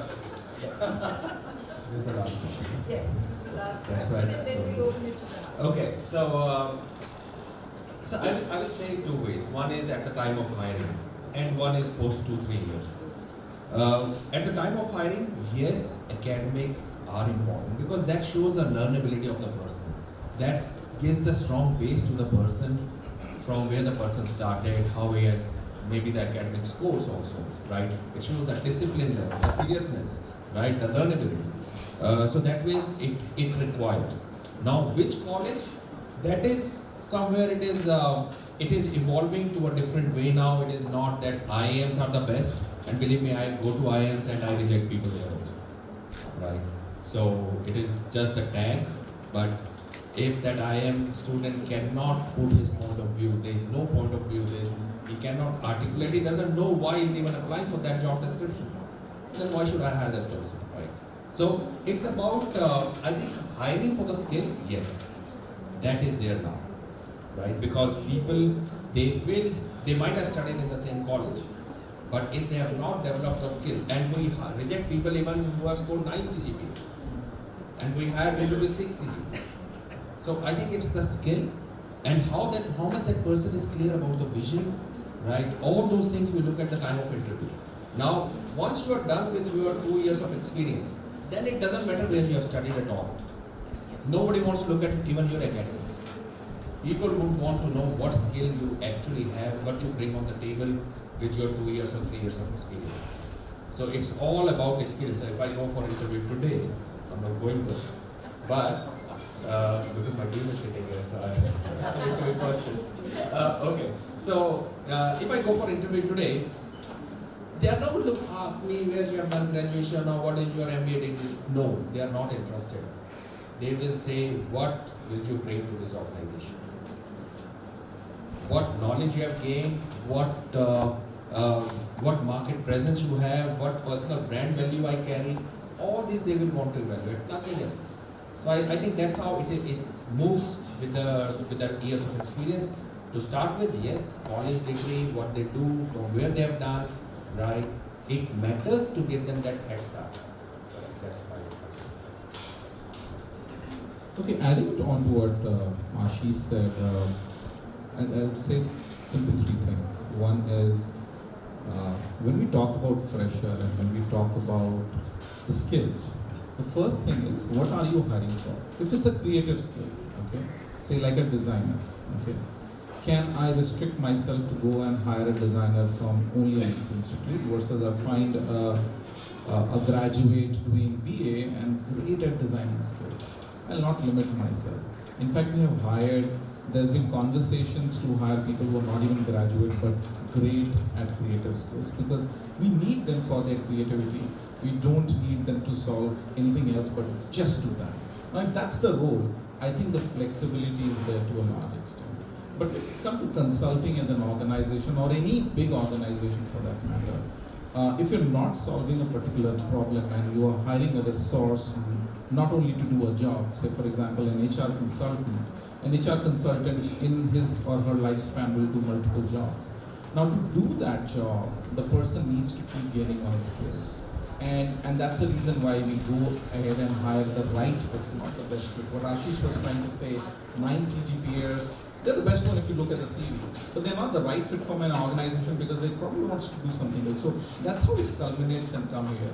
But more so what is also important is when we look at these people, creative skills versus management skills or technical skills, as an organization of this scale, if I try and break the barrier, okay, say Ashish says that he was wanting to go for an interview today, he went for an interview, he got hired there, and Ashish as a fresher, and he saw somebody who's a 12th pass also coming and joining for that job, and in his team there are a lot of MBA people, because someone at that level thought that all of them are equal. Now because of one call that I've taken could be right for the organization, but I'm disrupting 10 other people sitting in the team saying that, okay, maybe the quality of job has come down because I can't school them person. So I might open a plethora, Pandora's box, saying that if I go slightly more divergent and try to do something more experimental, my team will be not with me. Now, to the question what ma'am said, is there's a war of talent on? I'll say there's more talent than jobs currently in the market. But what the war for talent is the right fit. Yes, there is a war for talent if you're really good. If you are just there, then of course there are multiple jobs and people could pick you in 1, 2, 3, 4, 5th attempt. So it's not that India is running out of talent. We heard in the morning today it's full of, it's a young growing, 27, 29 is the average age. So it's not going to die out, but what is important in today's context, how you're making yourself useful. I just add here that yes, education definitely matters in the sense of academic rigor, and and we cannot wish it away. You cannot have a team member who asks this question that percentage and percentile are same. So they should have understanding, and I've seen people who are MBAs who don't understand what is percentage and what is percentile, and they use it like independently. Similarly, where do we use average and where we use median, and you have to explain to them, this is very diverse data with then you need to use median for this comp data and you won't use average. You cannot teach them again. So yes, when you are studying, when we are studying, I think we should focus on our studies. And similarly, as the famous saying goes, when I comb, I comb. So we cannot wish it away, and we cannot expect students when they go to campus and they can't even explain to you what is inflation. Not because you want to know about inflation, but you would like them to know about these kind of concepts to add value to the organization. Coming to the war of talent, I think it is still very much on. Otherwise, why would organizations spend so much on internal leadership development programs? Why they are spending so much on, mentoring and coaching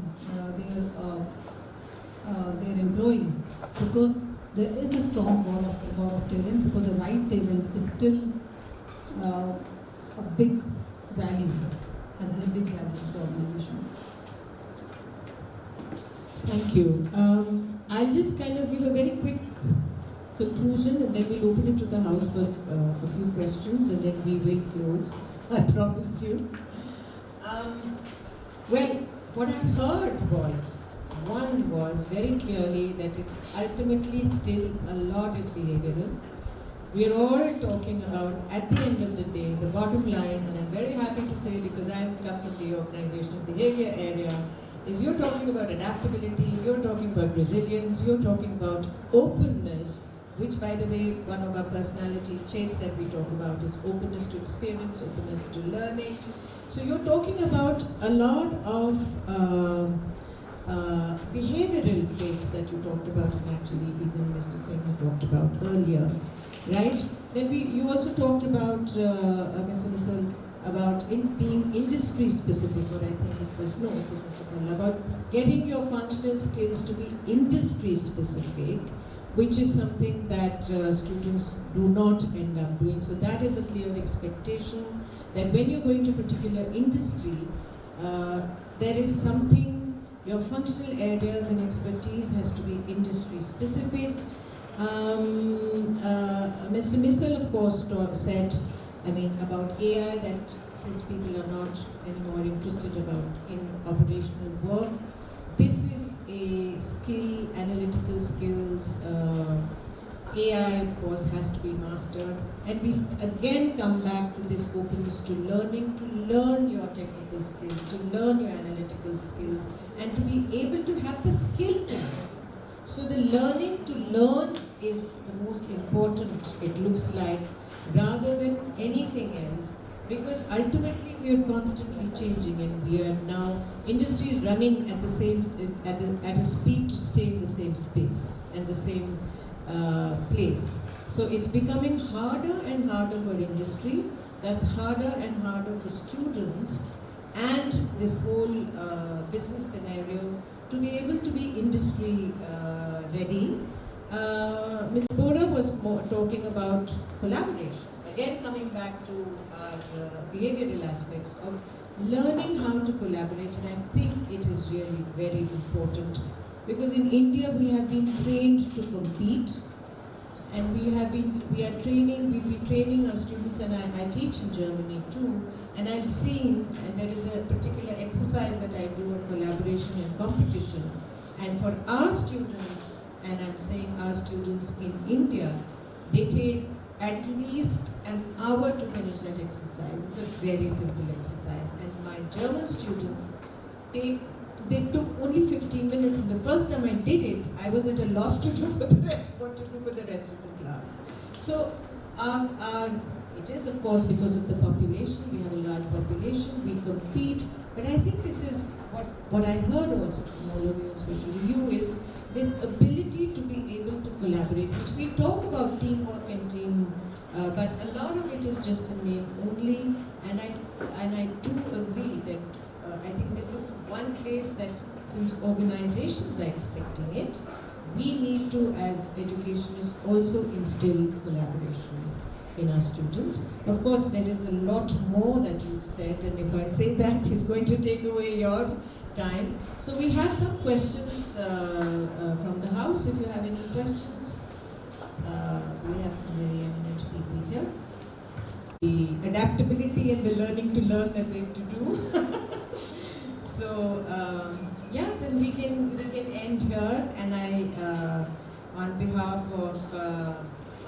may I ask if you would, on behalf of myself and according to all three, try and see where the problem is. And it would be great to see if you can learn Python. It's not tech driven.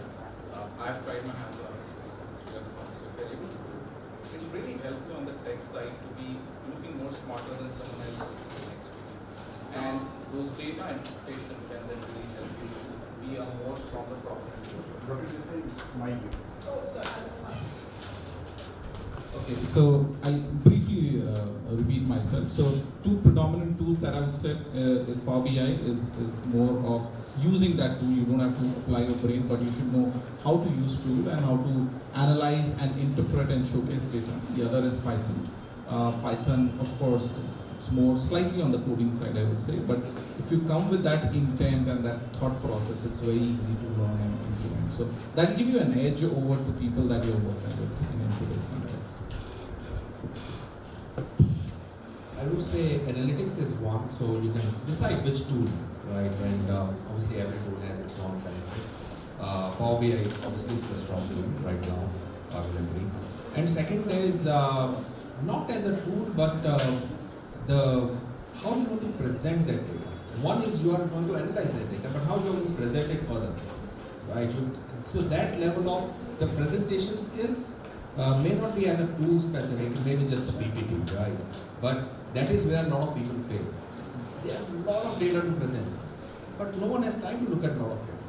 So how you going to summarize everything and put your point of view, that is important, and I think probably these two I covered, I would say, Excel skills, spreadsheets, PowerPoint in the sense of presentation. Having only 3 pointers in our slide, and not crowded slide. What is in for the listener or the audience when you are presenting your finding? And yes, good tool of analytics and intelligence, so Power BI.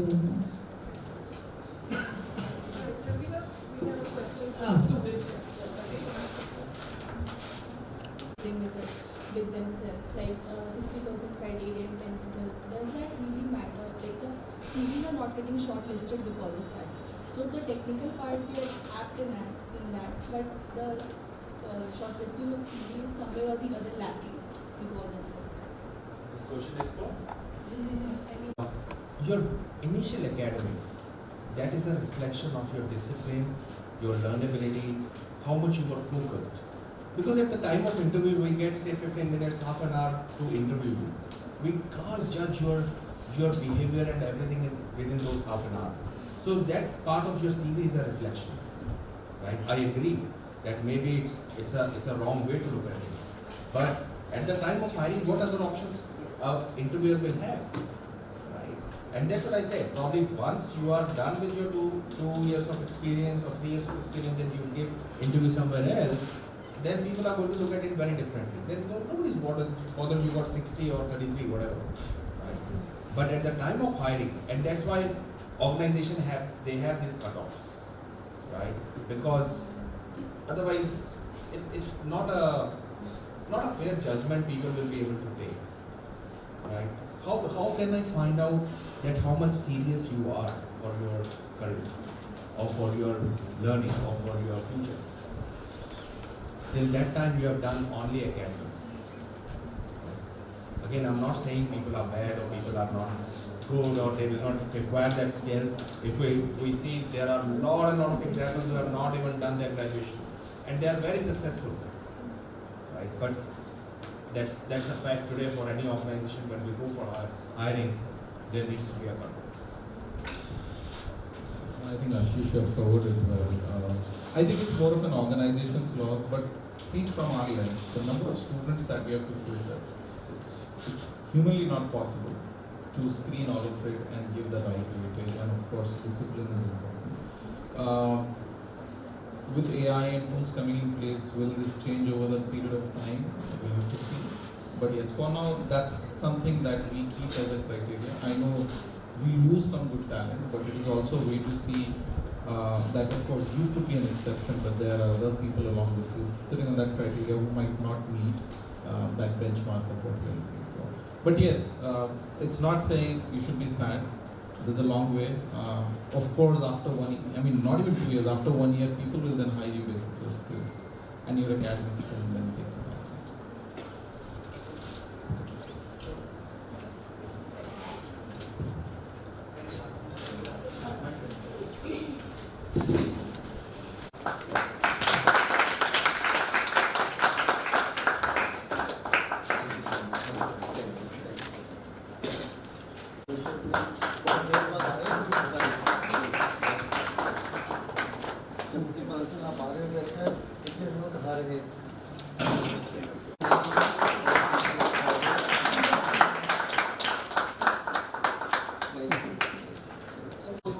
More happy with the students and the faculty here. Again, an adaptive moment, I would say. We know that they are coming. I just saw a message on my phone from Rajendra that they are waiting in my room. I said, "Ke yaar, maine message to 1 ghanta." When I'm sitting in a meeting, I don't see the messages. I said, "Tum unko leke aao. Why I'm sending a message? You're making them wait for an hour." And that we have some tie-up with SK, Administrative Staff College, Hyderabad. but we want to have a tie-up with you for their civil for their civil servants and their people in Mongolia for various trainings and other aspects. So it's a pleasure. Thank you so much. That that's another thing that has happened suddenly, without our ever approaching them or meeting them or whatever. And I asked them how you happen to reach us. I mean, there was no reason for us to be knowing you or you knowing us. They said, no, we have been knowing you, we have been keeping an eye on you, and we have come to you at the first available opportunity. So, credit to all the faculty here.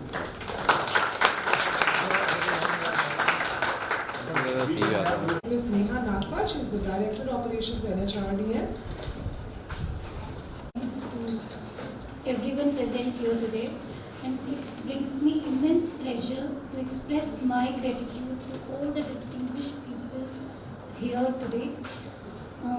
A heartfelt thanks to Dr. V.M. Bansal for placing his trust in us and allowing us the privilege to launch this NHRD student chapter today here at NDIM.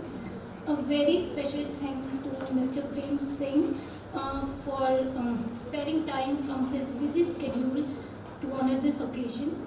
Special thanks to Mr. Dhananjay Singh again to honor this occasion. I really want to extend my thanks to Mr. Anurag Manik, he is President at Delhi-NCR chapter, Ms. Renu Bora, Vice President Delhi-NCR chapter, to lead this invaluable initiative. Then I really want to thank all the distinguished panel discussion dignitaries, Mr. Missal, Mr. Ashish Bhalla, Ms. Renu Bora, Dr. Tripti. Thank you so much for sharing your valuable thoughts and experience with all of us present here today on the busiest Monday morning, of course. And I really want to extend my grateful thanks to Mr. Bhagat Singh for his dedicated efforts to ensure the successful launch of this initiative. To all the faculties of NDIM for your unwavering support and trust. Last and not the least, to all the students of NDIM, this chapter, like everybody was saying, this chapter is dedicated to you and will be fueled by your participation. And we are eagerly looking forward to a fruitful association and successful collaboration ahead. Thank you.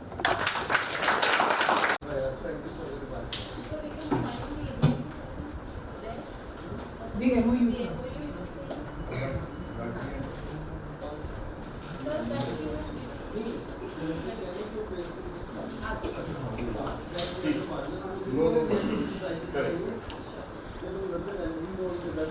All right.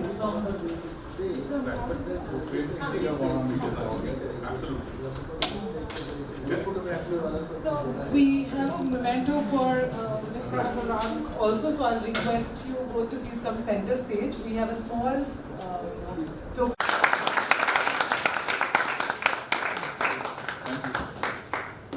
I will now call.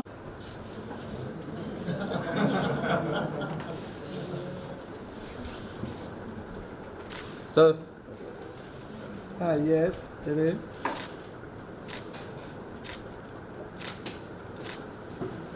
Thank you.